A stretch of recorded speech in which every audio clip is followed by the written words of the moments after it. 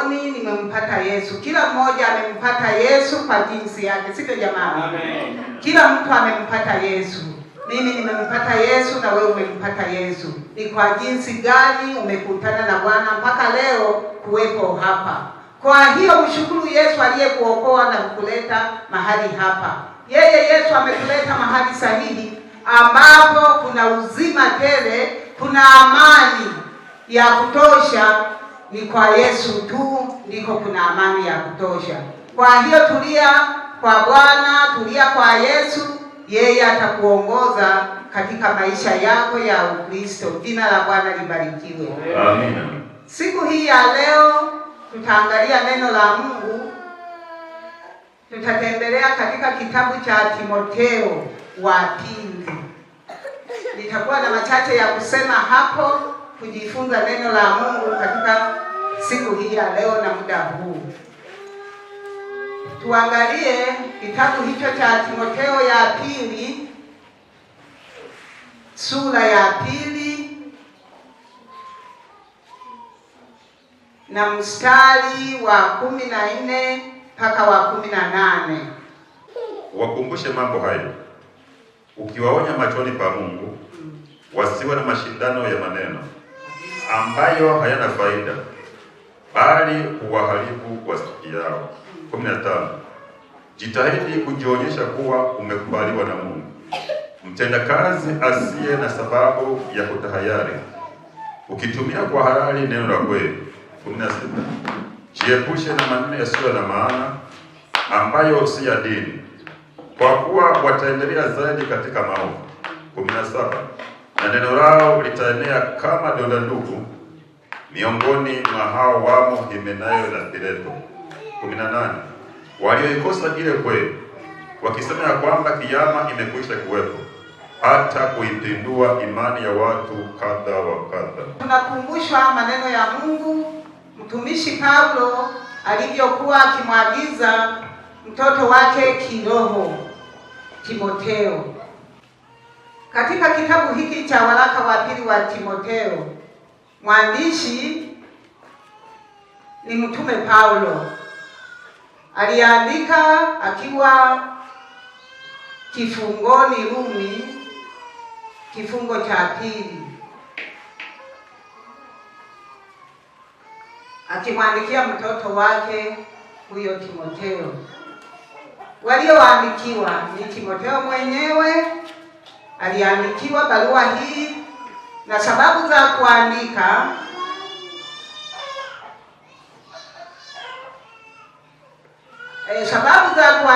kumuita Timotheo afike upesi. Paulo alitaka ushirikiano wake na mwanae uendelee. Yeye Paulo alipokuwa huko kifungoni aliona amuite upesi, lakini pia ushirikiano wake uendelee na mwanawe wa kiroho huko kifungoni. Ukisoma Timotheo ya pili na hiyo ya pili sura ya kwanza mstari wa kwanza mpaka wa 4, Paulo alikuwa anamwombea usiku na mchana huko kifungoni. Mtoto wake yuko huko, lakini Paulo yuko kifungoni. Alimwombea mtoto wake akiwa kifungoni. Namba 2, sababu za kuandika.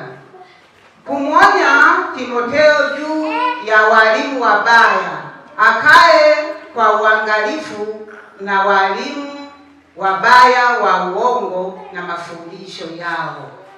Ndiyo sababu za kuandika waraka huu katika kitabu cha Timotheo. Alimwandikia akijua kwamba akae kwa uangalifu kwa walimu wabaya. Walimu wabaya hao wa uongo na mafundisho yao ya uongo. Kwa hiyo alimtahadharisha. Namba 3, alimtia moyo katika huduma yake. Huyo Paulo alimtia moyo Timotheo katika huduma yake. Pia alimtia nguvu wakati wa mateso ya kanisa asiogope.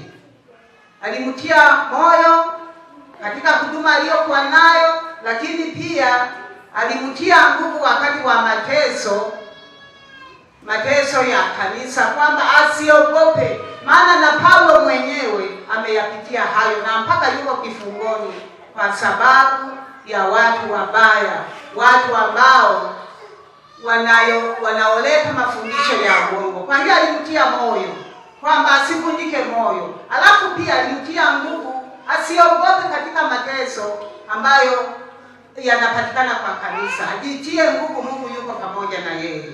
Katika hayo Timotheo aliweza kusimama katika huduma yake, ndipo aliendelea katika huduma. Maana huyu Paulo alimuita ili aweze kusimamia kanisa la Efeso, asimamie kanisa kama alivyomfundisha na kama alivyoshika njia tangu mwanzo. Mama yake na bibi yake walimuelekeza mafundisho mapema akiwa bado mtoto, walimuelekeza vizuri. Lakini pia katika huduma alipokuwa na Paulo akamlea na yeye akaendelea kumuelekeza mahali pale pale walipopandikiza mama yake na bibi yake.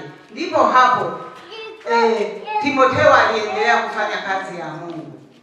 Ndipo hapo kanisa tunasema hivi: tunapokuwa na watoto, tunapokuwa na vijana wetu, tulee huduma zao, tuwalee vyema. Hata kama ukiwa nyumbani, mlee mtoto wako kwa kumfundisha neno la Mungu, ili wakati anapoendelea kukua kuwe vizuri katika maagizo ya neno la Mungu, akuwe vizuri katika mafundisho ya neno la Mungu. Hata sahau, hata kama akikutana na magumu na vikwazo mbalimbali, atasimama kwa sababu ulimjengea msingi mzuri mtoto, akaendelea mbele. Timotheo aliendelea mbele kwa sababu ya mafundisho ya awali, na pia kwa mtumishi wa Mungu alimuelekeza, akawa ameshika njia ya Mungu. Kwa hiyo alikuwa anamkumbuka sana akiwa kifungoni, alimuombea.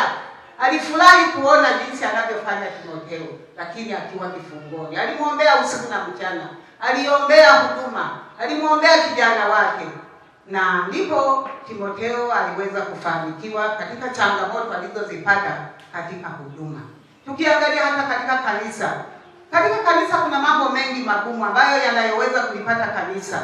Kuna uzushi, wengine tunaweza kuonekana mipasuko katika kanisa, lakini kama hujapandiwa neno, unaweza kubabaika, unaweza kuanguka, unaweza kushindwa kwa sababu ya magumu unayoweza kukutana. Hapa aliendelea kumwambia, jitahidi kujionyesha kuwa umekubaliwa na Mungu, mtenda kazi asiye na sababu ya kutahayari, ukitumia kwa halali neno la kweli. Jionyeshe kwamba umeokoka wewe, kanisa la leo. Jionyeshe kwamba umekubaliwa na Mungu. Usiogope wala usione aibu kumtaja Yesu au kumtangaza Yesu, kwa sababu upo mbele za watu ambao unaogopa watakucheka au watakufanya jambo fulani. Lakini neno la Mungu linatuambia kwamba tujikubali, jionyeshe umekubaliwa na Mungu aliye hai. Jina la Bwana libarikiwe. Amen. Umeokoka, jikubali, jionyeshe kwamba umekubaliwa na Mungu. Unaweza kutenda kazi ya Bwana, unaweza kuhubiri na kufanya mambo makubwa kwa sababu umekubaliwa na Mungu. Kwa hiyo maana una neno la Mungu ndani ya moyo wako, hofu ya nini? Hofu ya nini? Unaogopa nani? Paulo alimwambia Timotheo kwamba usiogope. Hata kanisa linateswa au ukiona magumu, ukiona shida mbalimbali, usiogope, kwa sababu unaye Mungu, una Yesu aliyeshinda msalabani, ndiye atakayekusaidia katika shida yako. Paulo alijua kabisa, ndio maana alimweka awe msimamizi wa kanisa hilo la Efeso, kwa sababu nimesema kwamba huyu Timotheo alifundishwa misingi ya neno la Mungu tangu zamani, akasimama akaijua kweli, na ndipo huyu mtumishi wa Mungu alipomwelekeza na kumfundisha kazi ya Mungu akiwa kifungoni huko alijua kwamba, alimwambia njoo upesi alisimamia kanisa la Efeso, kwa sababu alimjua anaweza kusimamia kanisa na ana uwezo wa kusimama imara hata kama akikutana na taabu. Ndio maana alikuwa anamwambia usiogope katika mateso, katika adha yoyote, kwa sababu Paulo alilijua kanisa la Efeso jinsi lilivyo. alimuonya Timotheo kwamba kuna makundi mbalimbali yasiyofaa kule Efeso kanisani, ambapo hata katika makanisa yetu kuna makundi mengi mbalimbali katika kanisa, mengine yasiyofaa, yanayopotosha, mengine yanafanya mambo mabaya. Lakini uangalie wewe mteule, usimame katika neno na usimame katika mapenzi ya Mungu. Sasa alimuonya kwa kumwambia kuna makundi mbalimbali yasiyofaa. Kundi la kwanza, Wayahudi, alivyokuwa anamwambia katika kanisa la Efeso. Kundi la kwanza, Wayahudi au wazee wa Kiyahudi washika sheria walikuwemo katika kanisa lile. Akamwambia uwe makini. Walikuwemo wazee washika sheria. Kundi la pili, Wakristo walioasi.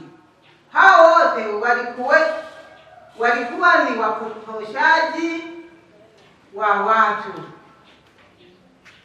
Nao walikuwa ni hawa Himenayo, Iskanda na Fileto, ambao walikuwa wapotoshaji wa imani ya kweli katika kanisa.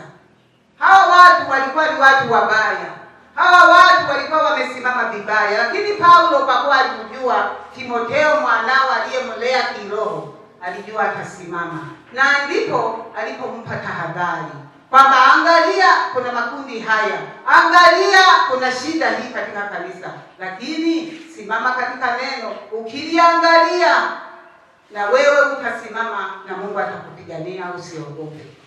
Ndipo sasa katika kanisa, hata makanisa haya ya siku hizi, kuna mambo mengi katika kanisa. Kuna makundi kama hayo, kuna wapotoshaji, kuna wanaojua sheria sana, kuna wengine wanasimamia habari za uongo. Watu hao wote katika makanisa mbalimbali wamo. Ndugu mpendwa, napenda kukwambia kwamba jihadhari na watu wa namna hiyo. Usikae katika makundi ya namna hiyo. Ukaja ukaangamia, ukaja ukashindwa kuendelea, ukaja ukasimama katika njia ya uovu, na siku moja ukakataliwa. Mungu atusaidie. Ndiyo maana kichwa chetu kinasema Bwana anawajua walio wake.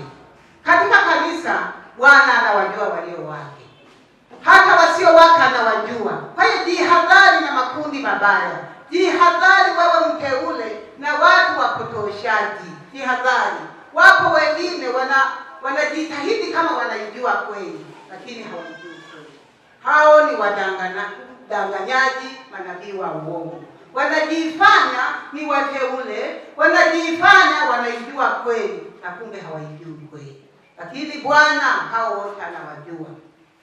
Jitenge nao. Acha kukaa katika makundi mabaya. Acha kukaa katika makundi ambayo yana mambo mabaya. Acha kukaa katika makundi ambayo yanayoweza kumteta mtumishi wa Mungu. Wakati mwingine kuna makundi ya namna hiyo. Kanisa letu liko hivi, mchungaji wetu haendi vizuri. Kwa nini? Au kwaya yetu, mwenyekiti wetu yuko hivi. Wewe umemuita, wewe ni Mungu aliyemuita. Mungu ndiye atakayemwadhimisha kama akienda kinyume na mapenzi ya Mungu. Wewe muombee. Jitenge na vikundi, jitenge na mambo maovu, jitenge na watu wabaya, jitenge na vikundi mbalimbali vilivyo viovu. Timotheo akawa ameambiwa na baba yake kiroho Paulo kwamba kuna makundi mbalimbali yasiyofaa. Kundi la kwanza ndio hilo la Wayahudi au wazee wa Kiyahudi washika sheria. Hao kuwashinda ni ngumu pasipo Mungu.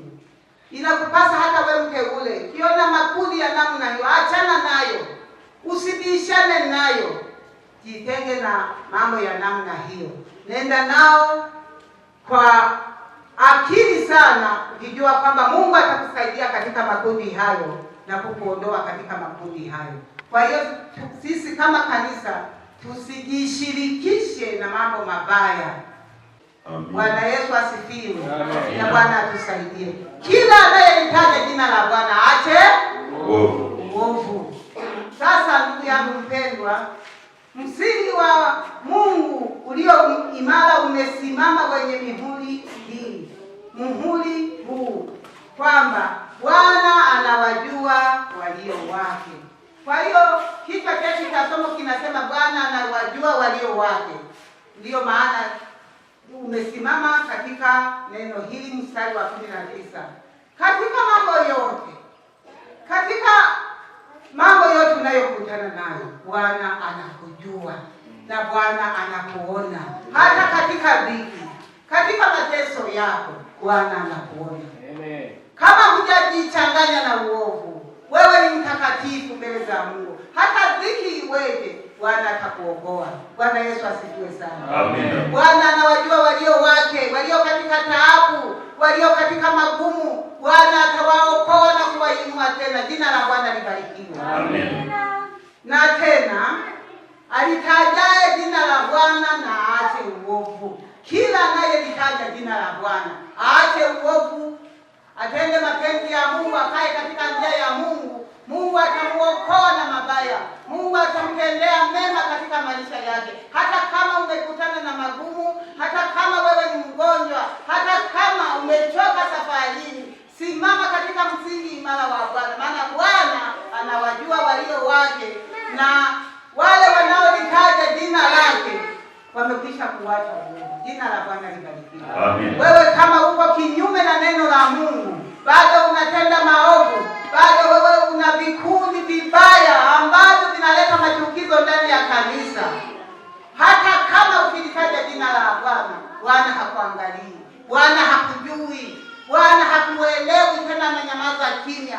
Lakini kama una mambo magumu, acha na mambo magumu, acha vikundi, ili ulitajapo jina la Bwana upokee mahitaji yako, upokee majibu yako, upokee kile unachokihitaji kwa Bwana, maana wewe ni mtakatifu na wewe umesimama kwa Bwana, na Bwana atakuokoa na waovu. Jina la Bwana libarikiwe. Amen. Ndugu yangu ambaye uko hapa leo, katika siku hii ya leo, ni vizuri tukae tayari, tuwe katika njia ya Mungu, na Mungu atakuwa pamoja nasi. Tutatenda kazi pamoja na Bwana, tutamtumikia Bwana katika maisha yetu yote kwa ukamilifu, maana tumeacha uovu, tunatembea katika nuru, tunatembea katika nguvu ya Mungu.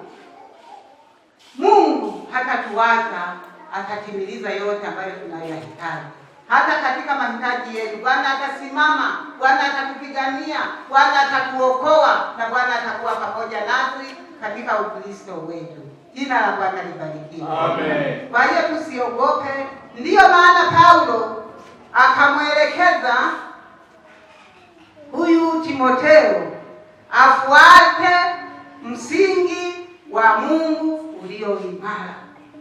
Timotheo akakaa katika msingi wa Mungu ulio imara, alivyoelekezwa na baba yake kiroho. Kwa hiyo na sisi tunaye Baba wa mbinguni ambaye anayetusaidia katika maisha yetu, anayesimama katika maisha yetu. Tusimame katika njia hiyo ili Mungu awe pamoja na sisi. Na tena tunao wanaotuelekeza neno la Mungu, wanatufundisha. Tunao wachungaji, tunao wainjilisti, tunao wahubiri wa injili mbalimbali, hata katika makanisa tunao wachungaji wanatuelekeza jinsi inavyotupasa kuenenda na kukaa katika njia ya Mungu. Tushike hayo ambayo wanayotuelekeza watumishi wa Mungu, ili tutembee katika usahihi kwa neno la Mungu, na Mungu atakuwa pamoja nasi na atatubariki. Tuwe waaminifu kusikia neno la Mungu na kulisikiliza, halafu na kulifuata na kutenda mapenzi ya Mungu jinsi anavyoelekeza na kufuata. Lakini ukikaidi, utashindwa na hutamtaja Bwana. Na Bwana yeye kama alivyosema kwamba kila anayelitaja jina lake aache uovu. Kwa hiyo tukae katika mapenzi ya Mungu na kufanya kazi ya Mungu vile anavyoelekeza na watumishi wa Mungu wanavyoelekeza. Tukae katika njia. Hata vikundi tunao wanaowaelekeza, mwenyekiti, walimu wa nani, lakini wanaelekeza jinsi inavyotupasa kutenda. tusiwe wakaidi, tuwe wanyenyekevu, tufanye mapenzi ya Mungu. Tukishirikiana kwa pamoja, Mungu hatatuacha na kanisa litaendelea, kwa sababu tukiyakataa mambo ya upuuzi, tutayakataa mavikundi, tutakataa mambo maovu, na mambo yote yatakwenda vizuri na Mungu atakuwa pamoja nasi. Mungu atalitumia kanisa. Mungu hatatuacha, atakuwa pamoja nasi, maana yeye anapenda wale wanaolitaja jina la Bwana walioacha nguvu. Jina la Bwana libarikiwe. Amina. Mungu wetu atukuzwe. Katika siku hii ya leo takomea hapa, taendelea katika ibada ya